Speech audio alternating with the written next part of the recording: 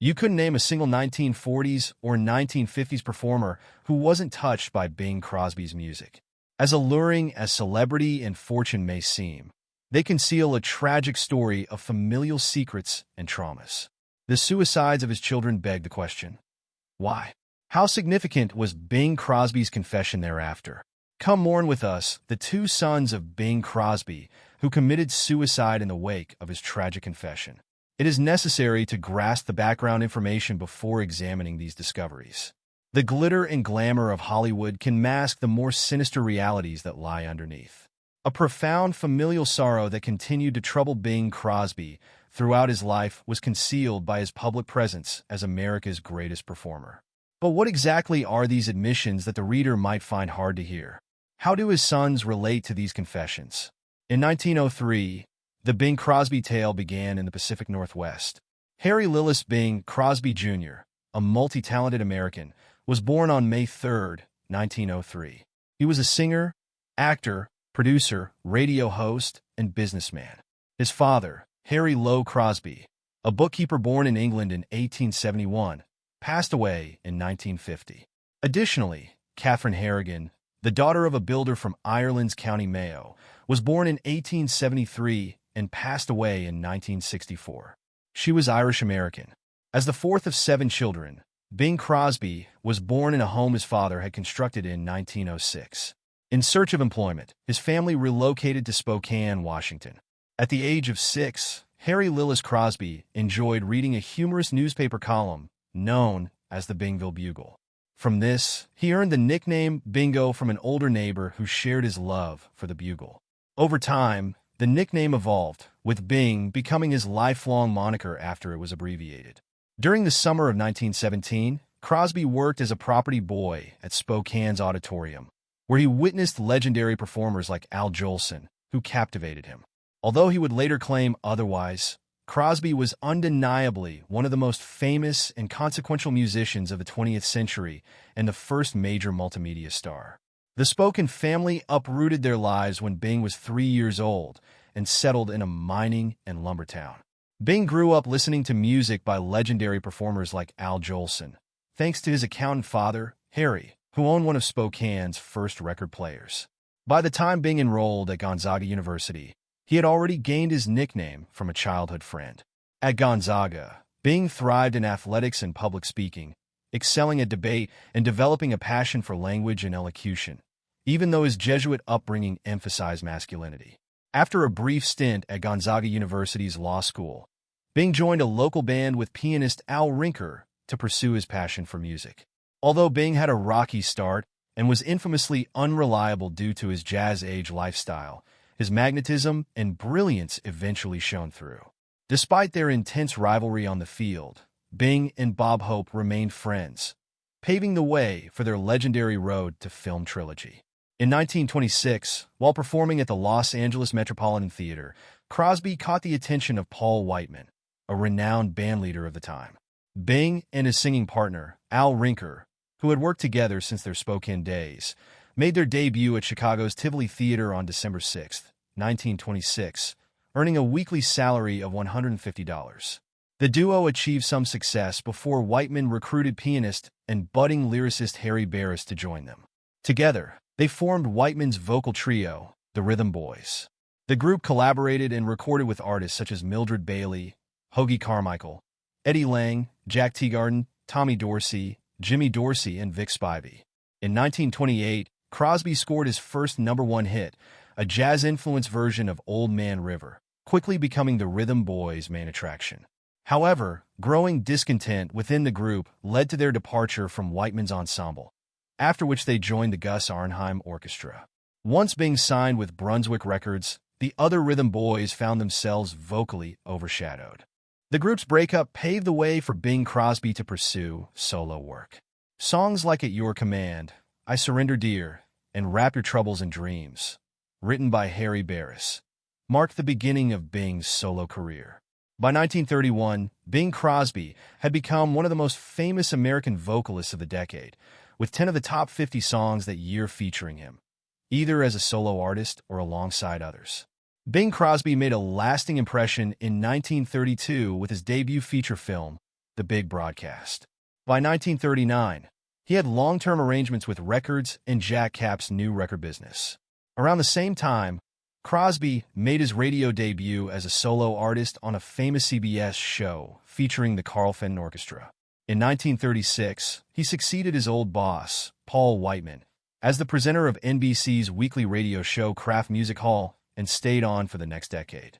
Crosby's influence on male vocalists was profound, inspiring legends like Frank Sinatra, Perry Como, Dean Martin, Dick Haymes, John Lennon, and Elvis Presley to develop their own distinct singing styles. During the era of recording advancements, Crosby was hailed by Yank magazine as the individual most responsible for boosting the morale of American troops serving abroad during World War II. In 1948, he was voted the most admired man in the United States, surpassing figures like Jackie Robinson and Pope Pius XII. According to Music Digest, Crosby's recordings occupied over half of the 880,000 weekly hours allotted to recorded radio music in America that year. Pursuing superior recording quality, Crosby utilized German tape recorder technology and helped fund the development of the Ampex 200, the first tape recorder made in the United States. His closest associates, such as Phil Harris, revolutionized the recording process, allowing for editing and performance enhancement. In a serious role, beyond technological advancements, Crosby's microphone techniques and meticulous attention to detail captivated audiences. His voice evoked feelings of intimacy, with seamless transitions between his radio performances, which extended to sports like baseball and horse racing. Despite his professional generosity, Crosby faced significant personal struggles. The dynamics between Crosby and his children were complicated, with the lives of his children marked by both privilege and turmoil. In 1952, a devastated Crosby faced lasting challenges stemming from broken relationships. These struggles left a profound impact on his family, overshadowing his artistic and technological contributions to the entertainment industry. On January 5, 1934, Lindsey Crosby, the son of Bing Crosby, was born. Despite being well known for his public appearances with his father, Lindsey faced many obstacles in his life as one of 4 children, including his siblings Mary Frances, Gary, and Dennis. Growing up in an affluent household shaped by his father's fame and fortune, Bing Crosby's success as a singer and actor in timeless classics like Going My Way and White Christmas ensured a comfortable lifestyle for the family. As Lindsey matured, he followed in his father's footsteps in some ways, appearing in films like The Big Night, 1951, and The Star and the Story, 1955. However, he never reached the level of fame or success his father had achieved in the entertainment industry. The Crosby family's tragic legacy became more evident as Lindsey faced numerous challenges throughout his life, including battles with alcoholism and substance misuse. Substance abuse was a major problem for Lindsey and many members of his family. Tragically, Lindsey Crosby took his own life on December 11, 1989, at the age of 51. The news of his passing brought immense sorrow to his loved ones and admirers and served as a sobering reminder of the hardships he had endured. Bing Crosby, an American music icon, and his first wife, Dixie Lee, had 2 sons, Dennis and Michael Crosby. Dennis was the second son of Bing and Dixie and a member of an illustrious entertainment family. He was born in Los Angeles, California, on July 13, 1934. Like his siblings, Dennis grew up with a privileged upbringing due to his father being one of the most famous entertainers of the 20th century. Dennis Crosby became known for his silky singing voice and leading roles in timeless classics like Going My Way and White Christmas, which brought him immense fame. Along with his brothers, Philip and Gary, and his sister, Mary Frances, Dennis was often photographed with their father at public events and in family portraits during their younger years.